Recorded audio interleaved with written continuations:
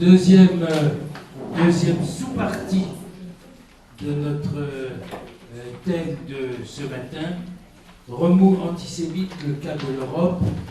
Nous avons Nathalie Sherman, ici présente, Michel Mazel et Simon Epstein, qui interviendront donc dans l'ordre. À toi, Nathalie.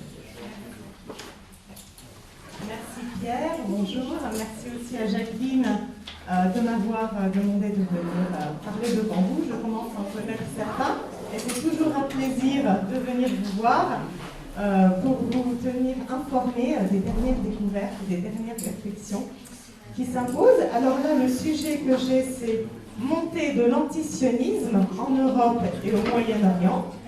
Je ne vous cache pas que j'aurais préféré juste me confiner au Moyen-Orient pour la simple raison que c'est plus positif, contrairement à ce qu'on pourrait croire. L'Europe, ce qui se passe actuellement en Europe, à mon sens, est assez inquiétant. En tout cas, certains aspects dont je vais vous parler, mais peut-être pas trop en longueur, parce que je pense que Simon Epstein va aussi vous dire des choses. Donc je vais essayer vraiment de me confiner à ce qui touche à l'antisionisme, puisque c'est mon sujet. Donc, pour l'Europe, on a évidemment le BDS. Je ne vais pas m'attarder longtemps sur le BDS que vous connaissez bien. Je vais vous donner des petites informations toutes nouvelles au sujet du BDS.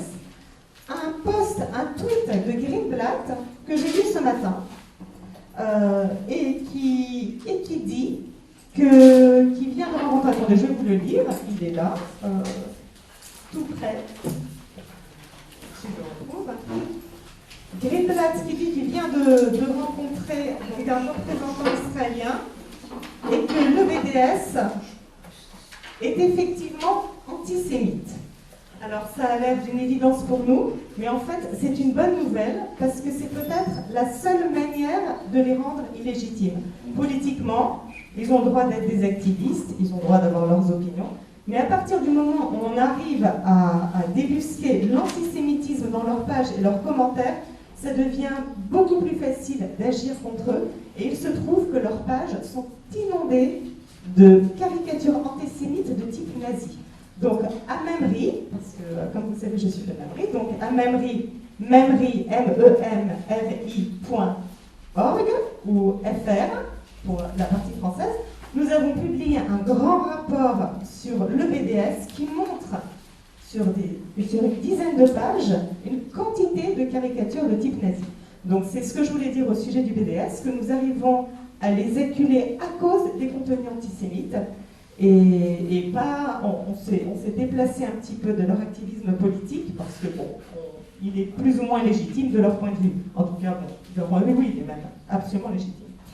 La deuxième chose que je voulais dire au sujet du BDS, c'est qu'ils sont d'une intransigeance parfois amusante, vu que, comme vous savez, à l'Eurovision, là c'est plutôt anecdotique ce que je vais vous dire, à l'Eurovision, comme vous savez, le groupe islandais Atari, après avoir fait sa performance, chanté au moment du décompte des points, a brandi un drapeau palestinien en croyant bien faire.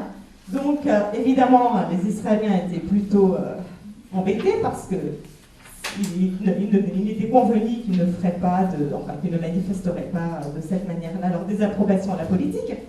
Mais le BDS aussi a été très contrarié et a condamné, pour une autre raison évidemment. Il a considéré que c'était un geste tout à fait insignifiant, en marge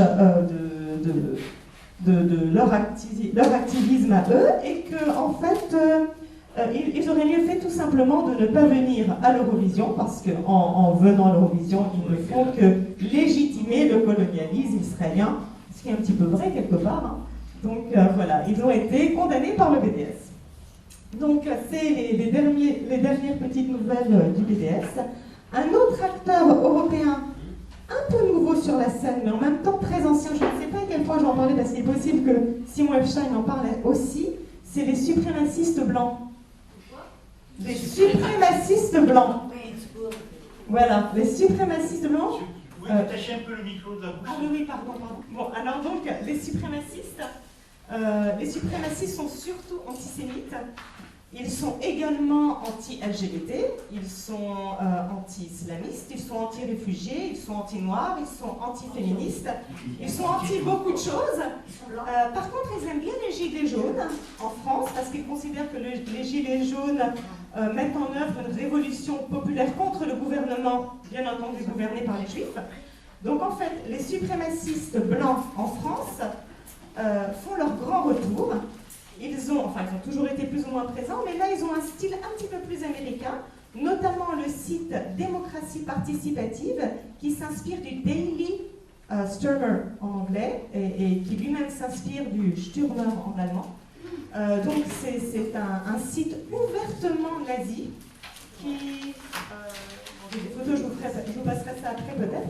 Ce sont des sites... C'est un site ouvertement nazi, qui est anti-tout, mais un peu plus anti-juif qu'anti le reste, vu que les juifs tiennent les menottes, les reines du monde, les manettes, menottes, en tenant les manettes du monde, et que c'est donc un danger pour le peuple blanc de France, selon eux. Donc ça, ce sont les suprémacistes, et je vous en parle parce qu'ils sont également très anti-israéliens, vu que pour eux, le contrôle des Juifs s'exerce uniquement au profit d'Israël.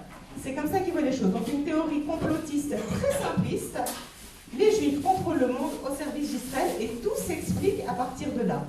Donc pour ces sites suprémacistes blancs, les réfugiés musulmans qui envahissent, selon leur propre thème, l'Europe, c'est à cause d'Israël, qui le souhaitent pour affaiblir l'Europe de l'intérieur.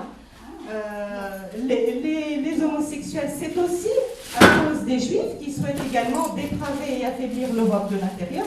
Tout ça pour le profit d'Israël. C'est leur grande logique. Et ils sont extrêmement virulents. Je vais vous donner quelques exemples de leurs titres sur leur page d'accueil pour vous donner une image. Il y en a un, je ne vais même pas vous le donner tellement il est répugnant, ça me dit même pas de vous le lire. Mais par contre, voilà le deuxième. L'esclavagiste juive Christine Angot rappelle aux nègres qu'ils doivent se prosterner aux pieds du peuple élu au nom de l'Holocauste. Un autre de leurs titres, vous savez que Latifa Ibn Ziaten, cette femme qui a perdu l'un de ses fils lors d'un attentat perpétré par Mohamed Merah, et qui essaie de promouvoir la paix entre les peuples depuis, qui est devenue un petit peu activiste anti-islamiste tout en portant le voile, a eu des tags antisémites sur ses murs et des tags pro-Merah sur les murs de son domicile. Donc, ce site suprémaciste blanc, Démocratie participative, titre « La mouquère des Juifs, Latifa Ben Couscous, se pose en victime d'un complot islamiste pour donner crédit à la thèse hébraïque de l'islam républicain. » Donc, l'islam républicain, pour eux, c'est une thèse hébraïque. Voilà, donc, les suprémacistes blancs sont aussi présents en Europe. Ils le sont avec Démocratie participative, avec Blanche Europe, avec Viva Europa, ce sont d'autres exemples. Ils le sont aux États-Unis avec l'attentat de Pittsburgh. Ils l'ont été à Christchurch, cette fois contre des musulmans. Ils ne sont pas moins violents ni moins dangereux que les djihadistes islamistes. Et c'est un des phénomènes qui commence à prendre en ce moment de l'ampleur en Europe. Et en France, ça c'est l'exemple que je vous ai donné parce qu'il m'intéresse plus particulièrement. Donc c'est encore une des choses que je voulais dire vite fait sur l'Europe, puisque c'est le sujet. Le troisième élément qui m'intéresse davantage, c'est la politique pro-iranienne de l'Europe. Alors pourquoi est-ce que je vous parle de ça? Parce qu'en fait, on ne peut pas vraiment parler aujourd'hui de l'antisionisme sans parler de l'Iran. Être pro-iranien, c'est, outre le fait d'être pro-iranien, c'est clairement être également antisioniste, vu que la politique déclarée de l'Iran est tout à fait antisioniste. Alors, pour vous donner une petite image de ce qui s'est passé récemment en France à ce sujet, vous savez que les États-Unis sont sortis de l'accord sur le nucléaire, l'accord de Vienne, le JCPOA, qu'ils considéraient bancal, parce qu'en fait, il y a deux raisons pour lesquelles il était véritablement bancal. C'est que cet accord, s'il est vrai qu'il devait contrôler la production d'uranium de l'Iran afin d'assurer qu'il ne dépasse pas un certain seuil et qu'il soit réservé à des fins civiles, cet accord ne permettait pas de faire des vérifications réelles comme il se doit. C'est-à-dire qu'en fait, les vérifications, les inspections sur le terrain devaient se faire sans surprise.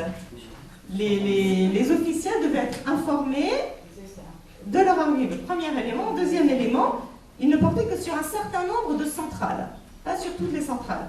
Donc il est clair qu'en ces circonstances, on peut faire sans aucun doute un nombre de vérifications minimales, mais ce n'est pas suffisant.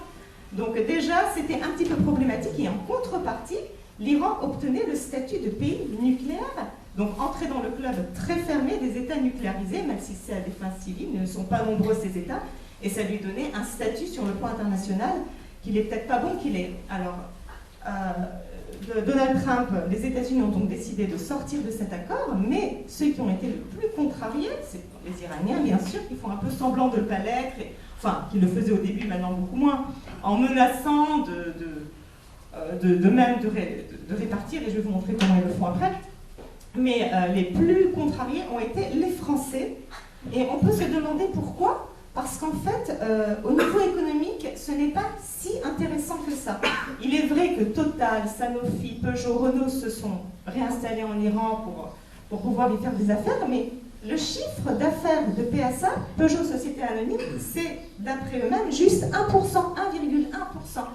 Donc le chiffre d'affaires finalement n'est pas énorme. Donc pourquoi se perdre un allié important quand même, la plus grande puissance économique du monde jusqu'à aujourd'hui, les États-Unis, pour des contrats qui ne sont pas si intéressants que ça? C'est une question qu'on peut se poser. Il y a peut-être une histoire d'ego, les États aussi ont des égos. Moi, j'ai rencontré pour ma part, à Tel Aviv, il y a quelques mois de cela, Delphine O, qui était responsable d'un groupe d'amitié franco-iranien à l'Assemblée nationale, qui a quitté depuis cette fonction, qui est députée du mouvement En Marche, LREM. Et cette femme-là, qui a vécu en Iran de plusieurs années, une personne très sympathique, très érudite, sans aucun doute, m'a expliqué que c'était très intéressant de se tourner vers l'Iran à cause de la matière grise du peuple iranien, des possibilités énormes en termes culturels, économiques, technologiques, que c'était une mine extraordinaire. Et je lui ai dit, ah oui, vraiment. Et au niveau économique, elle m'a dit, non, pas tellement. Donc elle l'a confirmé. Mais elle n'a pas semblé prendre en compte pendant notre conversation que quand on fait affaire avec l'Iran, on fait avant tout affaire avec le régime de la révolution islamique, et que ce n'est pas donc avec le peuple iranien qu'on discute, mais vraiment avec ses dirigeants qui sont, eux, très menaçants. Je vais vous donner quelques petits exemples pour vous montrer exactement plus tard ce que c'est que l'Iran aujourd'hui. Des faits, pas des opinions, juste des faits. À Mamri, on poste des déclarations, donc que des faits, très peu d'opinions.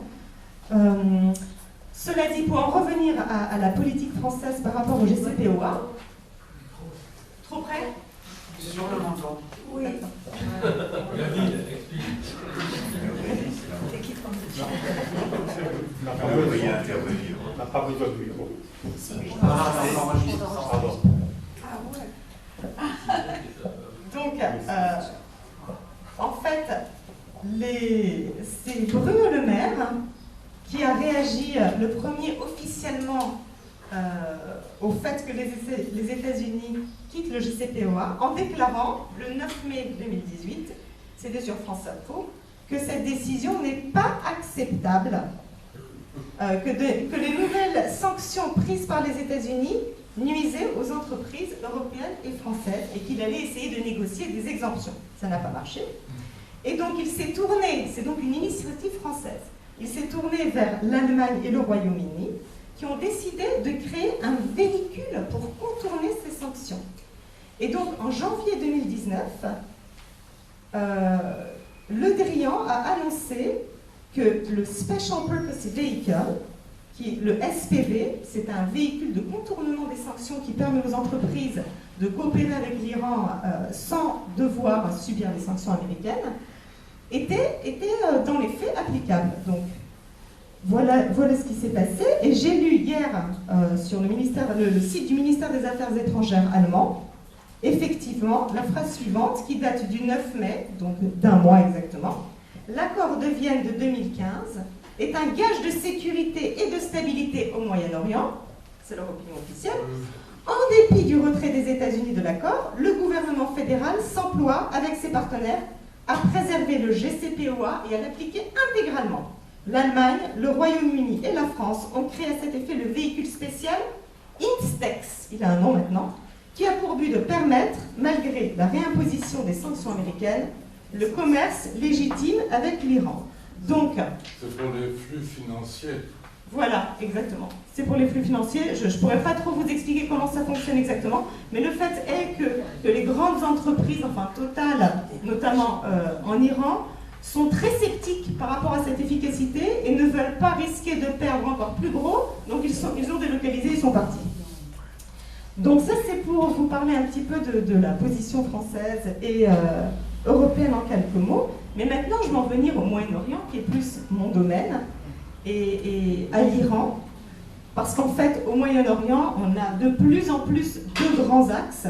Et Israël est directement concerné par la politique de ces deux grands axes, et bien sûr l'Iran et l'Arabie Saoudite. Et alors là, comme vous savez, je ne vous apprends rien, ces deux sons de cloche très différents. Enfin, ce sont deux puissances ouvertement ennemies. Donc l'Iran est un État terroriste.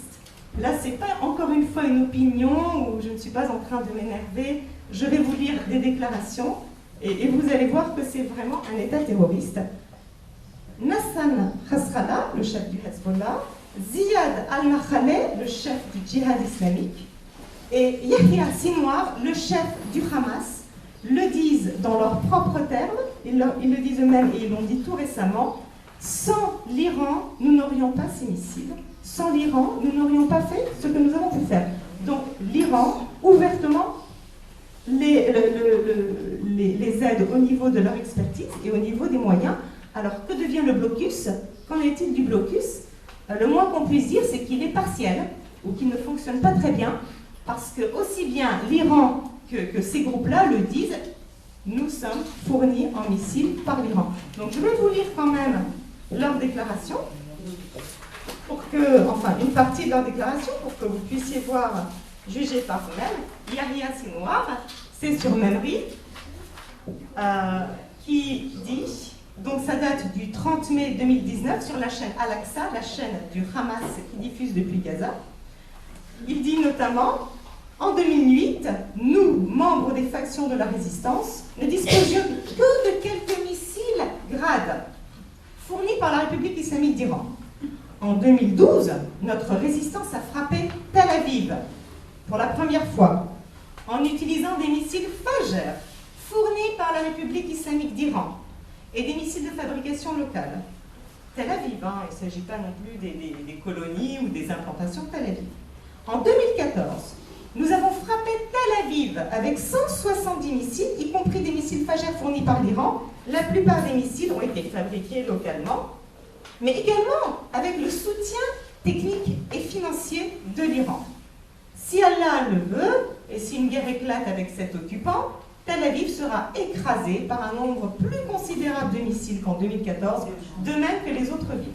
Donc voilà ce que dit Yahya Sinwar. Là, ce qui est intéressant, c'est pas que ce soit le chef du Hamas qui dit ça, on n'est pas extrêmement surpris que le chef du Hamas annonce qu'il veuille détruire Tel Aviv, mais c'est que l'État iranien lui fournit tous ces missiles et que cet État iranien négocie avec les États européens.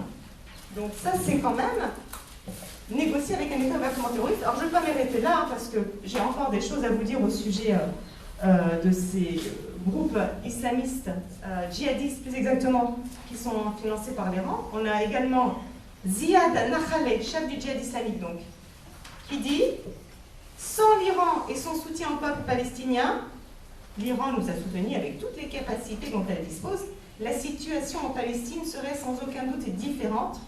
Nous avons combattu en utilisant soit des armes iraniennes, soit des armes d'expertise iranienne.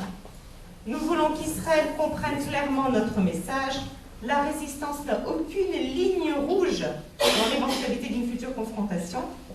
Israël doit parfaitement comprendre cette équation. » Et en parallèle, Nous avons l'officiel Hassan Rahimpour Azgadi, donc un officiel iranien, qui déclare que les Iraniens ont soutenu le Hamas et le djihad islamique et que dans 25 ans, Israël ne sera plus. C'est tout récent, ça date du 31 mai, et donc d'il y a quelques jours, et ça a été diffusé sur Ufuk TV, une télévision iranienne. Donc voilà, pour l'antisionisme au Moyen-Orient, on ne peut pas mieux faire, mais maintenant je vais passer à quelque chose d'un petit peu plus positif, parce qu'il y a aussi des choses très positives au Moyen-Orient, heureusement. C'est que le bloc arabe, je ne vais pas dire sunnite parce que ça ne serait pas exact, vu que le Hamas est un mouvement sunnite, que le djihad islamique est un mouvement sunnite. Mais le bloc arabe, l'Arabie Saoudite, les Émirats Arabes Unis, le Koweït, d'accord. L'Égypte. L'Égypte, oui, l'Égypte est un peu timide, mais l'Égypte aussi. L'Égypte aussi, effectivement, sur les grandes lignes. En tout cas, l'Égypte coopère totalement sur la sécurité, mais c'est vrai que le bloc arabe est ouvertement pro-israélien. Ouvertement, c'est nouveau. Que le bloc arabe et l'Arabie Saoudite et les Émirats Unis, notamment, coopèrent avec Israël, ça, on le sait depuis longtemps. Ça fait au moins 15 ans que c'est comme ça, mais c'est têtu. Il valait mieux pas trop les bruter. Maintenant, ça se sait, il y a une normalisation de fait qui est en train de s'effectuer. Ce qui est nouveau, c'est que les autorités ont besoin que la presse suive, que l'opinion suive. Donc on voit également les officiels de ces gouvernements parler en arabe devant leur peuple d'Israël en d'autres termes, et dans les presses gouvernementales également. Un autre langage commence à être tenu, parce qu'en fait, il est très important que ces populations suivent. Si elles ne suivent pas, que va-t-il se passer? Eux-mêmes seront considérés comme des traîtres. D'ailleurs, ça a déjà eu lieu. Al-Sisi, on lui a cherché des racines juives. Il y a eu des articles expliquant que Sisi est juif. Et pareil pour MBS, pour le roi d'Arabie Saoudite, lui aussi aurait des racines juives. Donc ça a déjà eu lieu, parce qu'il n'y a rien de pire que d'être traité de juif. Là, c'est le comble de la traîtrise. Donc ils sont obligés maintenant de faire parler les médias en leur faveur, pour que, effectivement, l'opinion puisse comprendre qu'il est nécessaire de normaliser les relations avec Israël. Alors, d'où vient cette volonté de normalisation? C'est pas du tout qu'ils aiment Israël et qu'ils ont un besoin, un élan amical envers Israël, évidemment que non, il s'agit de politique. C'est un intérêt stratégique par rapport à l'Iran, et c'était également une nécessité par rapport à la sécheresse, une nécessité économique, technologique. Israël peut les aider sur plusieurs domaines. Il est tout simplement plus intéressant pour eux de faire de l'Israël un ennemi, de conserver Israël comme ennemi principal quand on a en face de soi l'Iran qui est tellement plus menaçant. Donc, comme j'ai plus beaucoup de temps, je vais juste vous donner des petits exemples très brefs de citations afin que vous puissiez les entendre de leur propre bouche en quelque sorte. Donc, ils passent notamment dans la presse, ils expriment une certaine saturation face à la cause palestinienne. C'est une des façons de marquer un changement. On a par exemple l'ancien ministre koweïtien, parce que c'est souvent des gens très haut placés qui s'expriment, Sami Abou-Latif Al-Nes, qui a déclaré donc dans un organe de presse, dans Al-Meiroir TV, sur Al-Meiroir TV, une télévision égyptienne, le 25 octobre 2017. Non, 2018, pardon. Il a déclaré « La cause palestinienne a vu le jour avec le Mufti Al-Husseini, qui est allé voir Hitler et a fait d'autres mauvais choix. » Donc c'est une manière déjà de délégitimer les bases mêmes de la cause palestinienne. Et il est allé aussi jusqu'à défendre l'accord du siècle en disant « Je pense que s'il y a un accord du siècle, nous ne devons pas le rejeter d'emblée. Nous devons nous demander quelle est l'alternative. Ceux qui recherchent l'accord devraient proposer une alternative. » Ça, c'est un nouveau son de cloche. Un autre petit exemple, nous avons le ministre de l'Investissement soudanais, cette fois, Moubarak al-Mahdi, bon là, en ce moment, au Soudan, il se passe des choses terribles. Je ne sais pas s'il est encore ministre de l'Investissement. En tout cas, il l'était au moment où j'ai écrit ces lignes. Et il a déclaré que « Je ne me fonde pas sur les émotions, mais sur les intérêts du Soudan. » Et les intérêts sont clairement de normaliser les relations avec Israël. Nous avons également le chercheur saoudien Abdelhamid Hakim, qui est très clair, qui dit « Nous devons comprendre et reconnaître que Jérusalem constitue un symbole religieux pour les Juifs. Donc lui, il va jusqu'à légitimiser Jérusalem comme capitale juive. Alors là, je vais vous le lire parce que c'est quand même frappant. Et qu'elle est aussi sainte, donc Jérusalem, pour eux, que la Mecque et Médine le sont pour les musulmans. Par conséquent, la mentalité arabe doit s'affranchir de l'héritage nassérien et de l'héritage de l'islam politique, tant sunnite que chiite, qui, pour des raisons purement politiques, ont semé une culture de haine à l'encontre des Juifs et le refus de leurs droits historiques dans la région. Les Juifs font partie intégrante de l'histoire de cette région. Or, Israël est le produit du droit historique des Juifs dans la région. Si nous rencontrons les négociateurs israéliens en les considérant comme des partenaires de l'histoire de cette région, cela facilitera les choses et apportera une certaine flexibilité au processus de paix. Voilà, donc je vais m'arrêter, mais il y a encore beaucoup à dire. Je voudrais, voilà, bon, on va s'arrêter là. Et je vous remercie. Je vais laisser la parole aux autres.